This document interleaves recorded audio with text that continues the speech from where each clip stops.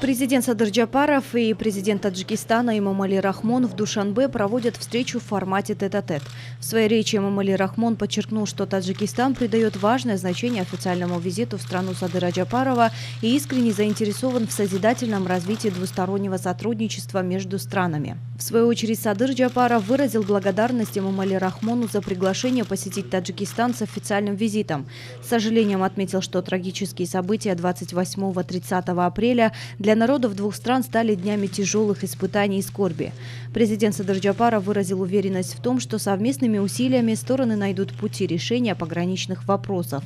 Отметим, что после встречи тет-а-тет лидеры стран продолжат переговоры в расширенном формате. Спасибо, Эмомали Шарипович.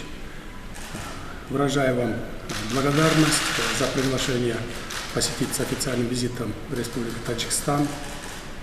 С сожалением отмечаю, что трагические события 28 апреля текущего года стали днями тяжелых испытаний, исторических испытаний и скорби.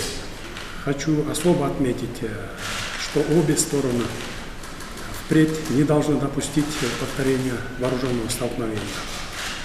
Народы Кыргызстана и Таджикистана издревле являются братскими народами. Кыргызы и таджики всегда поддерживали дружественные, добрососедские связи.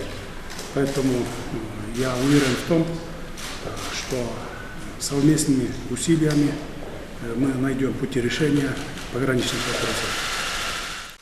Уважаемый Садыр Нургожаевич, приветствую вас в Таджикистане.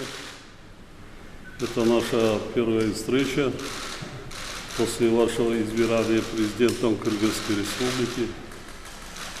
Желаю вам всяческих успехов на этом поприще. Мы придаем важное значение вашему официальному визиту в нашу страну. Искренне заинтересованы в созидательном развитии двустороннего сотрудничества наших стран. Таджикистан и Кыргызстан конструктивно взаимодействуют на многосторонней основе. Готовы обсудить с вами состояние и перспективы всего комплекса наших взаимоотношений. Еще раз добро пожаловать.